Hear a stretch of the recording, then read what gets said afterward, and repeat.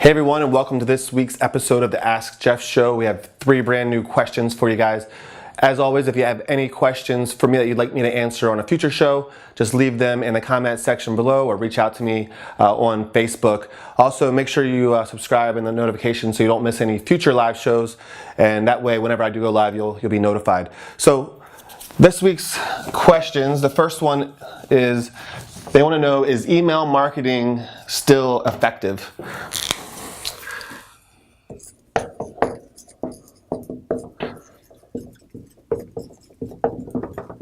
So email marketing is really just a channel that allows you to get your message out to your followers, anybody that opted in that follows you through email. Yes, over time, the open rates have dropped. There's a lot of competition in the email inbox. That's why you just want to treat it as a channel. So it's a channel that you use to get your message out, to get your offers out. And if you use it properly, it should be a very warm channel. What that means is that people that are on your email list should know you, like you, trust you.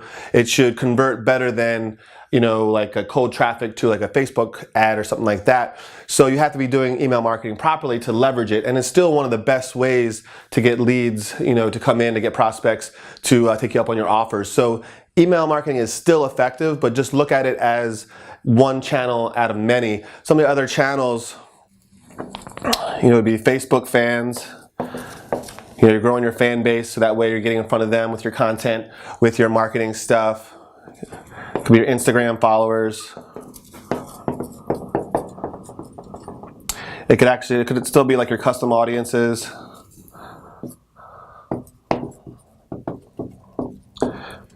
YouTube, and so on. All these things are just different channels, so you want to grow all of your channels, and you want to cross promote as well. So when you're sending out an email, it's a channel, you could tell them in the email like, hey, I just put on 3 tips to a really healthy morning routine that everybody can do to jumpstart your day. Click here, check it out on my Facebook fan page. So you upload the video to your fan page and you're going from this channel to this channel, so then you're going to get people that are on your email list that aren't fans now to become fans, and then so that way you're building your fan page as well. Or you could link it to Instagram or whatever, or to YouTube to get people from your email list to these other channels. The other one is like now with ManyChat, is building your messenger list. And I would actually spend more money here now because we're actually getting like 90% open rates.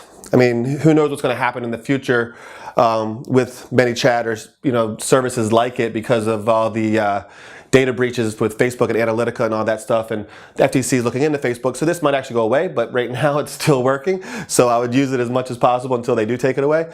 But I would invest more money here because we're getting 90% open rate still, and this is after using it for probably close to a year now. So I would invest most of my money here. So what you do here is you set up a video, and in the video you could be doing like a recipe, and you can say like, hey, if you want my other 41 fat burning recipes, just put 41 in the comment section below and I'll send it over to you. When they put 41 in the comment section, that gives them an opportunity to send you a message saying that yes, I do want it, and you can deliver it right then and there. Some people would actually put a link to an opt-in page, and then they have to go there. That way they get them on their email list. But I'd rather get them here first with what I said, and then you can follow up. We're like, hey, just wanted to check in and see how those 41 recipes are going. I also wanted to let you know about my 7 at-home workouts that I want to give you absolutely free. And that can be a link on that second automated email from ManyChat, sending them to an opt-in page. That way you're getting them on your ManyChat list, which is getting 90% open rates, and you're also going to get them on your email, marketing list. And the same goes now for like text message marketing. It's another channel. With ManyChat and text messaging though, it's not quite mainstream like email marketing when it comes to marketing. So you have to be very careful what kind of stuff you send through text or what kind of stuff you send through Messenger, because the competition isn't as fierce yet in these two, where people expect to get sold stuff through email. But in a chat, if you start sending offer after offer, you're going to burn it out just like you would your email list. And text message is much more invasive as well. So here I just like to give them content, or maybe like on ManyChat you could do a broadcast and just give them a heads up that you're getting ready to go live. Something like that that's less invasive, and then on the live you can make an offer. But making offers through ManyChat or through text message is a quick way to kill those two channels, kill those two lists. But email marketing is still effective, even if you're only getting 20% opens. But I would reverse what I'm investing in growing and start with ManyChat and then get them on email lists. Because here, for every 100 people you get on, you're going to get 90 people to see your offer. Here, every 100 that you get on, you're only going to see 20 people are going to see your offer. And you might pay $3 for an opt-in now. So to get 100, it's going to be $300 for 20 people to see. That's kind of expensive. Here, you might only pay $1 to get them on your ManyChat list or less. And so you're going to pay $100 for 90 people to see the offer. So I'd rather pay $100 to have 90 people see my offer than to pay $300 to have 20. But I still want to get them on my email list. So that's why you go backwards, do the ManyChat offer through your video, and then follow up with another free giveaway that they have to opt in for. And that's how I would look at, email marketing and all the different channels. Cross promote. You want as many people on as many channels as possible. That way you can be everywhere, at the same time.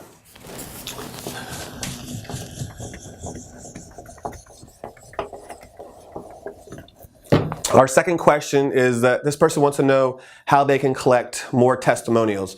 And whenever you guys get started, I know it's the same for me, it's really hard to ask, for testimonials. You don't have any other examples, you don't have anything else hanging up. You just have to make it part of doing business with you. So, collecting testimonials. You want to just make it part of doing business with you.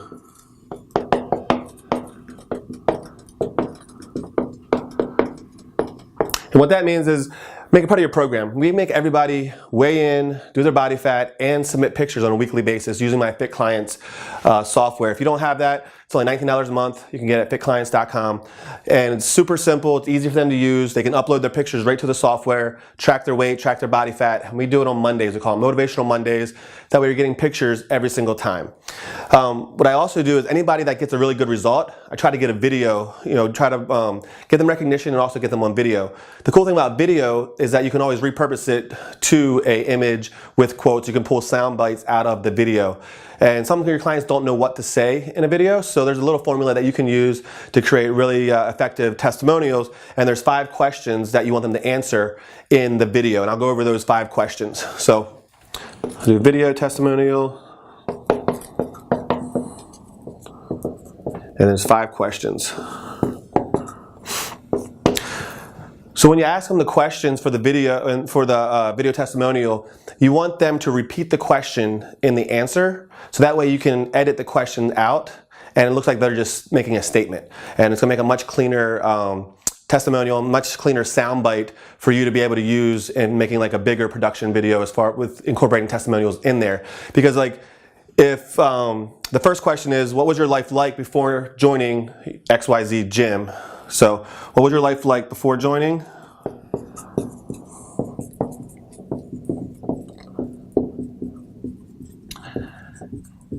So if you just ask them, what was your life like before joining, and they just start going like, oh man, I used to smoke, a pack of cigarettes a day. I used to eat out at, restaurant, fast food all the time. I used to do this. It's not going to make sense if you cut out you asking them the question, right? So you have to have them say, before joining XYZ gym, I used to smoke a pack a day, eat out at fast food restaurants, had no energy, felt really bad, low self-esteem, felt really bad about myself, all that stuff. So they have to repeat the question back into their answer. So you ask, what was your life like before joining XYZ gym? They're going to start it off with saying, my life, before joining XYZ gym, my life was like, crazy. It was like this, and this. So you just have to prompt them, tell them exactly how to do it. And you can be saying this on camera and then just edit it out later. And you can, once you have like 6, 7, 8 of those, then you can make those videos where each person is like, before joining this, before for me. And then you can create a bigger testimonial promotional sales video with those testimonials in there. And you can do a lot with these sound bites. So the second question is, what were you most skeptical about before joining XYZ gym? Obviously XYZ is the name of your gym. So what were you most skeptical about?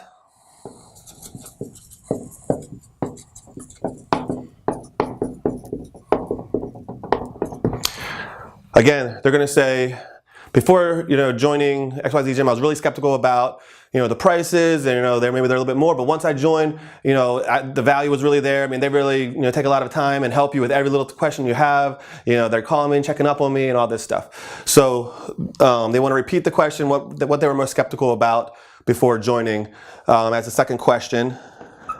And then the third question is, what specific results have you achieved?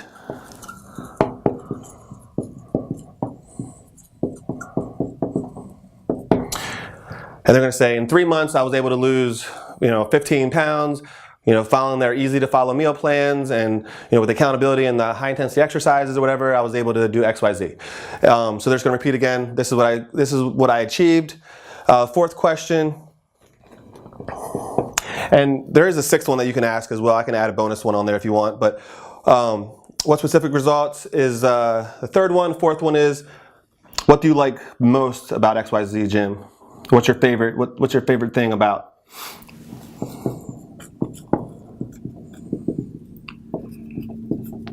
So you're gonna ask what their favorite part is, what they like best. They're gonna be like, the thing I like best about XYZ Gym is the trainers, and they're so friendly, and the people there really care about you. I've met so many new friends there. It's great. So they're just gonna go on a little rant about their favorite part or what they like best about your gym. And then the last one is like, what would you say to someone that was on the fence about joining?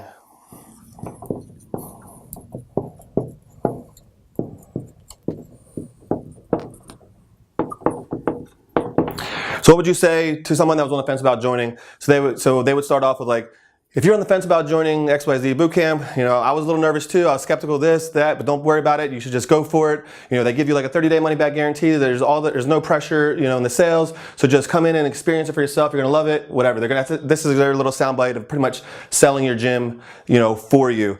And then the sixth one, if you want to throw it in there, I would just ask like, what is your life like now? Now, they can be like, well, now, it's really become part of my lifestyle. Every Sunday I'm doing my meal prep and this, and this. And this is what my life is like now. So they're painting a new picture from what it was before and then what it's like now. And you can, once you get 7, 8, 9 of these videos like this, you can just give it to any, video editor, and they can chop it up, and you're going to put, mix and match all the answers and get a lot of great sound bites and a really great testimonial / sales video. And you can still use them, one at a time with all the questions, but you're just going to edit out you asking them the question on video. So make it part of doing business with you. I like to do it on a weekly basis. A lot of people think it's too much, but I put all the responsibility on them, for them to weigh in every single week. You've seen in my other videos where we do a client of the month. In order for them to qualify, they have to weigh in and put their information into Fit Clients, 4 weeks in a row to be eligible for a client of the month. So that gives them some incentive to do it that way. Anytime somebody comes in and tells me about a result they got and they're really excited, just pull out my phone, do a selfie video, having them explain what results they got, what they're so happy about. And then when you can, have them go through these questions, and that's going to give you all the testimonials you'll ever need for pictures on your website, videos on social media, everywhere. You're going to overwhelm the competition with all your testimonials. That's the idea, is you want your testimonials to be everywhere, and you want them to keep coming, because if you're living off the same 5 testimonials for 5 years, it's just not going to work. You need fresh ones every single week, every single month. You want 3, 5, 6, 10 new testimonials every single month. Give yourself, a number goal to reach, and just keep pumping them out.